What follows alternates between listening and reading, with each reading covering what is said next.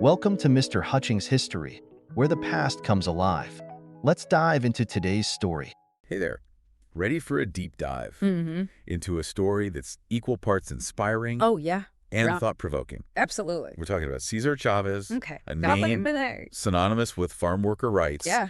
And Yeah. we've got a stack of sources, including snippets Okay. from Mr. Hutchings History, Uh-huh. a podcast that really digs deep, I like it. that are going to reveal the man behind the movement. All right. I'm excited. So to kind of set the stage here, Okay. we're talking about mid-20th century California, Right. specifically the San Joaquin Valley, Yeah. a region Mm-hmm. absolutely vital to agriculture, Oh, yeah. San Joaquin Valley. Huge. but heavily reliant on migrant labor, and not just reliant, but Yeah. often exploitative, right? Absolutely. We're talking about Mexican-American and Labor. Filipino-American workers Right. facing low wages, Of course. unsafe conditions, Yeah. and very little legal protection. It was a tough time. It's stark contrast to the image of California we often have. Right. Makes you wonder, how do you even begin to organize Yeah. How do you? under those circumstances? I mean. But before we get to Chavez, Okay. there's a fascinating historical parallel Okay. that really sets the stage. Right. You thinking about the 1950 Empire Zinc strike in New Mexico. Yes. That's it. That's the one. Yeah. It showed the potential power Uh-huh. of farm worker activism, Right. but also the immense challenges. There are a lot of challenges at the time. It even inspired the film Salt of the Earth, Oh, wow. which is definitely going on my watch list. That's a good one. It's a powerful reminder of the long history of struggle that precedes Chavez. Oh, for sure. Yeah. He didn't just emerge from a vacuum. Right. Okay, so let's talk about Chavez himself. Right. Born in 1927 in Yuma, Arizona. Okay. He wasn't just an advocate for farm workers. He lived that life. Right. He knew it. And those experiences shaped his entire worldview. Yeah. I mean, how could they not? He understood the struggles firsthand, Yeah. which fueled his incredible drive Oh, yeah. to create change. Yeah. It wasn't some abstract cause for him. It was personal. Right. Absolutely. And that personal connection shines through in his journey as an organizer. So walk us through those early years. Okay. Where did he cut his teeth? So, in the 1950s, Great. he honed his skills Okay.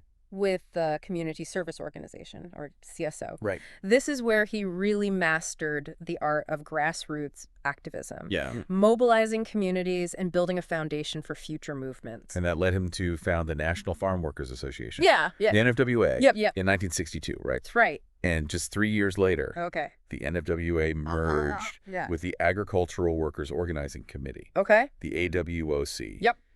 To form the organization we know today, the United Farm Workers, or UFW. This is where things start to get really interesting, Okay. because the UFW, under Chavez's leadership, Right? embraced a strategy that would become their hallmark, nonviolent resistance, Interesting. a tactic deeply rooted Yeah. in the philosophies of figures like Gandhi Yeah, of and course. Dr. Martin Luther King Jr. Absolutely. Chavez saw the power in peaceful protest, Yeah. not just as a moral stance, Yeah. but as a strategic advantage. Very smart. And it's fascinating how he blended that with a deep sense of cultural pride. Yeah. He drew on Aztec and Catholic traditions, Right. creating a movement that felt both ancient Uh, and intensely relevant to the moment. right. It's a testament to his understanding of the human spirit. Yeah. He knew that to mobilize people, Uh-huh. you need to tap into something deeper Right. than just economic grievances. Yeah. You need to connect with their hearts and their heritage. For sure. Okay, so we've got this powerful movement gaining momentum, Right. but what really catapulted them onto the national stage was the Delano Grape Strike, Okay. which kicked off in 1965. Delano Grape Strike, yeah. It wasn't just a labor dispute. Right.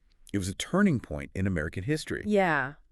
And it's important to remember that the UFW wasn't the first on the scene. No. They joined a strike Right. that had already been started Oh, okay. by Filipino farm workers. Interesting. This solidarity between Hispanic and Filipino workers is a crucial but often overlooked Yeah. aspect of the strike. Absolutely. A powerful example of what can happen Yeah. when people set aside their differences Yeah. and unite against a common adversary. Right. Exactly. Yeah. It's a testament to the inclusive nature of the movement that Chavez was building. You knew that. He saw the power in diverse coalitions. For sure. And that coalition went on to launch a nationwide boycott Wow. of table grapes Okay. that capture the attention of the entire country.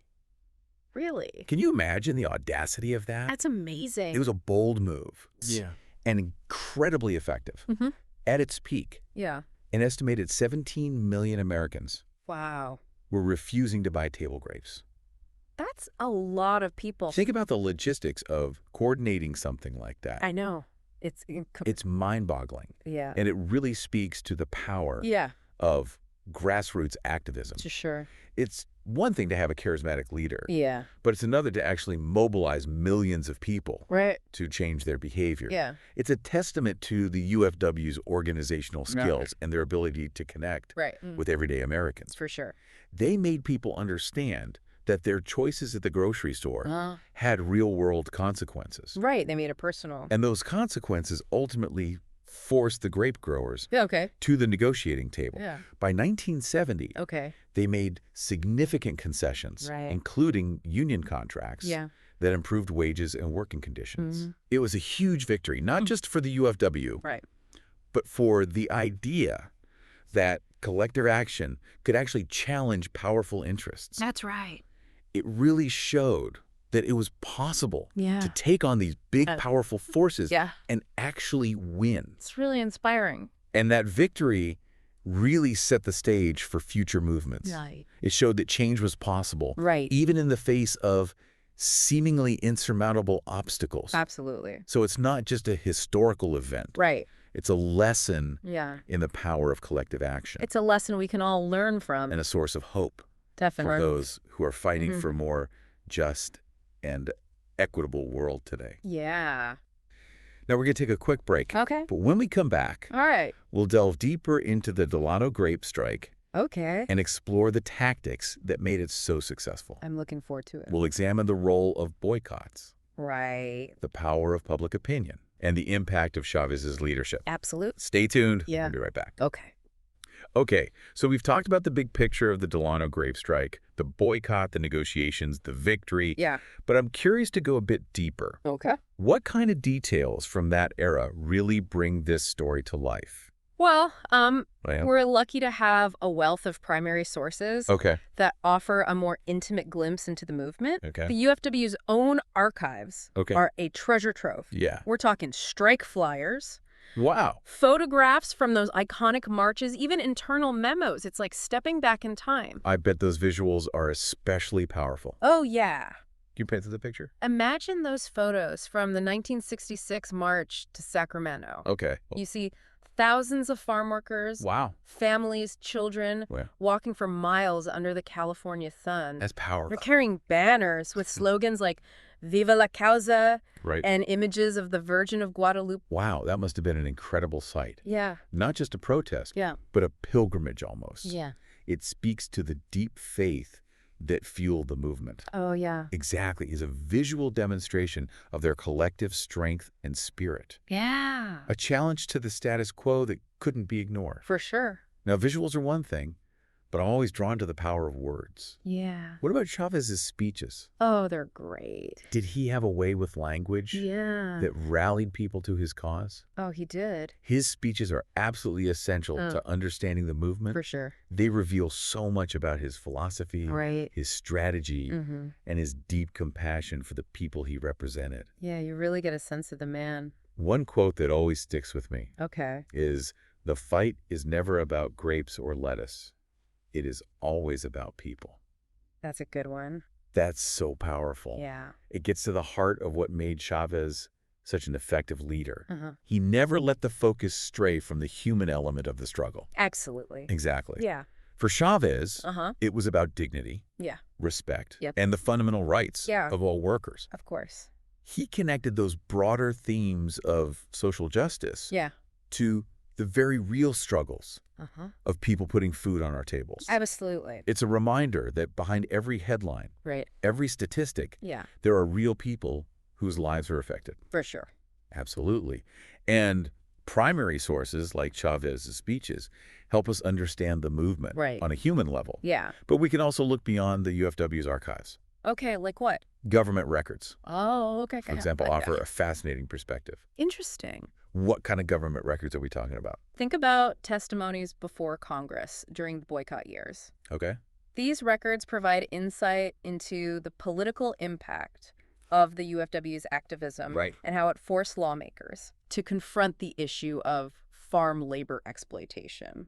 So we're not just talking about the UFW's perspective, but how those in power reacted to the movement. Yeah. That adds a whole new dimension to the story. It does. Exactly. It shows how the UFW wasn't operating in isolation. Right. Their actions had ripple effects that reached the highest levels of government. Absolutely. They made a real impact. It's like piecing together a puzzle. Okay.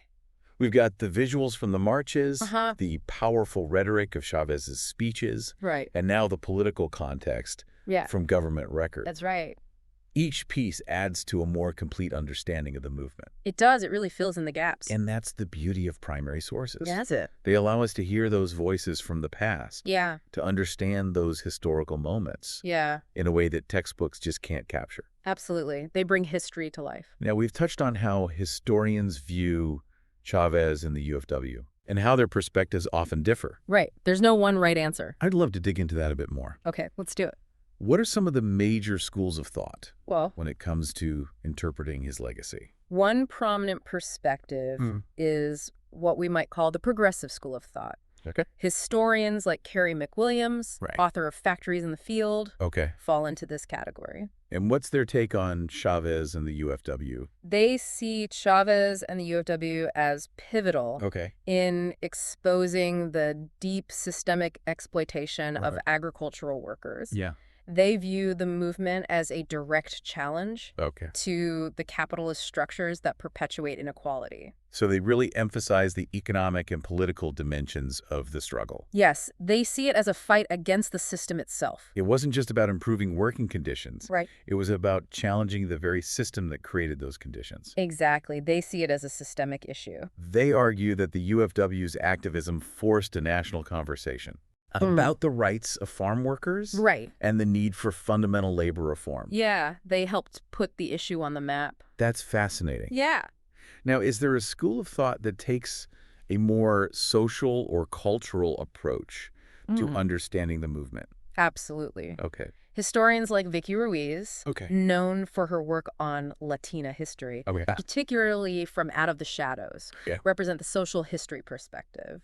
They emphasize the grassroots nature of the UFW's campaigns, focusing on the individuals and communities involved. So instead of looking at the big economic and political picture, They're zooming in on the human stories that made up the movement. Exactly. They're interested in the lived experiences of the people involved. They highlight the often overlooked contributions of women, like Dolores Huerta. Right, a key figure in the movement. Who co-founded the UFW and was a brilliant organizer and strategist in her own right. Absolutely. A true force to be reckoned with. It's so important to remember that movements aren't just about the figureheads. Oh, for sure. They're about the countless individuals who contribute their time, energy, and passion to the cause.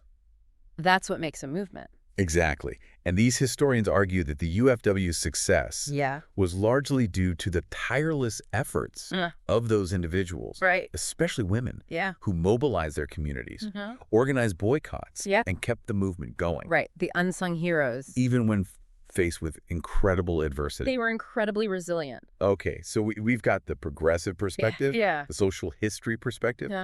What about historians who take a more critical view of Chavez and the UFW? That's where the revisionist school of thought comes in. Historians like Matt Garcia, author of From the Jaws of Victory, offer a more nuanced and sometimes critical view of Chavez's leadership. Interesting. Yeah. What are their main points of contention? They acknowledge the UFW's early successes, but point to the difficulties it had in adapting to changing political and economic circumstances. They argue that Chavez's emphasis on centralized control and his sometimes authoritarian leadership style might have actually hindered the union's long-term viability. So they're raising questions about the sustainability of the movement's structure and leadership. That's right. It's a reminder that even the most successful movements can face internal challenges and struggles for power. Absolutely. No movement is perfect. Exactly. And these historians are interested in exploring those complexities to gain a more complete understanding of the UFW's trajectory. Yeah, they want to get the full picture. I appreciate that nuanced perspective. Yeah. It's easy to get caught up in the hero worship of a figure like Chavez. But it's important to remember that he was a complex individual operating within a complex system. Absolutely. And these different historical interpretations allow us to engage in a richer conversation about Chavez's legacy and the UFW's impact. It's not about right or wrong, but about considering different perspectives and acknowledging the complexities of history. It's about understanding the nuances. Now, there's one more perspective I'm curious to explore, the post-colonial lens. How does that inform our understanding of Chavez and the UFW? Historians like Juan Gonzalez, author of Harvest of Empire, take this approach. They situate Chavez's work within the broader context of U.S.-Latin American relations, arguing that the exploitation of migrant labor is directly linked to historical patterns of colonialism and economic dependency. So they're saying that the U.S. government's policies in Latin America created the conditions that forced many people to migrate north in search of work, making them vulnerable to exploitation in the agricultural sector. That's the argument. They see the UFW's fight not just as a labor struggle, but as part of a larger resistance against imperialism and economic injustice. It adds a global dimension to the story. For sure. It's a powerful reminder that these issues are often interconnected. They are. And that understanding those broader historical forces can help us make sense of contemporary social movements. Absolutely. It gives us a wider lens. It challenges us to think beyond national borders. And to consider the global forces that shape our world. Yeah, it's a bigger picture. It's amazing how one movement can be viewed through so many different lenses. It is. Each offering valuable insights. I think that speaks to the enduring power of Chavez's story and the UFW's impact. Absolutely. It's a story that continues to resonate. It continues to spark debate and inspire new ways of thinking about social justice. And that's a good thing. I completely agree. It's a testament to the fact that history isn't static. It's not. It's a living, breathing thing that we're constantly reinterpreting and reevaluating. We're always learning new things. And that ongoing dialogue is crucial for enriching our understanding of the past and its relevance to the present. Absolutely. It helps us connect the dots. Now, as we head into the final part of our deep dive, I'm curious to hear your thoughts on how Chavez's legacy continues to resonate today, even decades after his death. I think what's most striking is that his story still inspires activists and movements for social justice across a wide range of issues. He had a broad impact. It's not just about farm workers anymore. It's about anyone fighting for a more just and equitable world. He left a powerful legacy. Absolutely. Yeah. But what aspects of his legacy stand out to you as particularly enduring? Well, his unwavering commitment to nonviolent resistance feels incredibly relevant in today's world, which is so often characterized by division and conflict. It's a powerful reminder that lasting change doesn't come from violence or aggression, but from building bridges and finding common ground. Absolutely. That's the key. And it's a message that continues to resonate with activists today. Oh, yeah. Think about movements like the School Strike for Climate, led by young people around the world. Oh, yeah. Inspiring stuff. They're demanding action on climate change through peaceful protests, marches, and school walkouts. It's very much in the spirit of Chavez's nonviolent approach. It is. They're carrying the torch. It's incredibly inspiring to see that legacy carried forward by a new generation of activists. It really is. It gives me hope. It shows that Chavez's message of peaceful resistance transcends generations and geographical boundaries. Absolutely. It's a universal message. Another aspect of his legacy that I find particularly powerful is his emphasis on coalition building and solidarity across racial and ethnic lines. He understood the power of unity. He understood that true progress requires uniting diverse groups to achieve a common goal. He was ahead of his time in that regard. He brought together Mexican-American and Filipino-American workers in the Delano Grape Strike. And that spirit of unity is alive and well in movements like Black Lives Matter. Absolutely, a powerful example. Where there's a strong emphasis on intersectionality. Recognizing the interconnectedness of different struggles for social justice. We're all in this together. It's about understanding that we're all in this together. That injustice anywhere is a threat to justice everywhere. That's right. And that's a message that feels more urgent than ever. It does. In today's world. Absolutely. We need that message now more than ever. It really is remarkable how Chavez's legacy continues to inspire concrete action, not just reflection. His ideas aren't just gathering dust in history books. They're being put into practice by activists today. Okay, I'm all ears. What are some specific examples of how Chavez's legacy is being carried forward in the 21st century? A really compelling example is the Coalition of Immokalee Workers, or CIW, based in Florida. They've been incredibly successful in improving conditions for tomato pickers, a group that's often overlooked and undervalued. Yeah, I've heard of them. They've won some major victories, right? They have. Haven't they taken on some of the biggest fast food chains and supermarkets? They have, and they explicitly draw inspiration from Chavez and the UFW. Wow. They've adapted that strategy of nonviolent boycotts, targeting those major corporations to pressure them into paying fairer wages and demanding better treatment for the workers who literally harvest our food. It's proof that those tactics pioneered by Chavez decades ago can still be incredibly effective in today's globalized economy. It's not just about picketing anymore.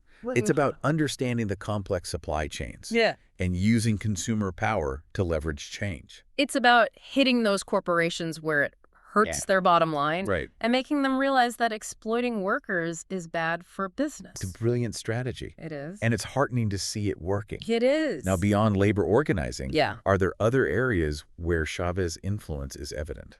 Absolutely. His focus on coalition building and solidarity across racial and ethnic lines is a huge part of his enduring legacy. He showed the world what's possible when people come together. He did. Setting aside their differences to fight for a common cause. Right, he was a uniter. Think about the Delano Grape Strike, where he united Mexican-American and Filipino-American workers.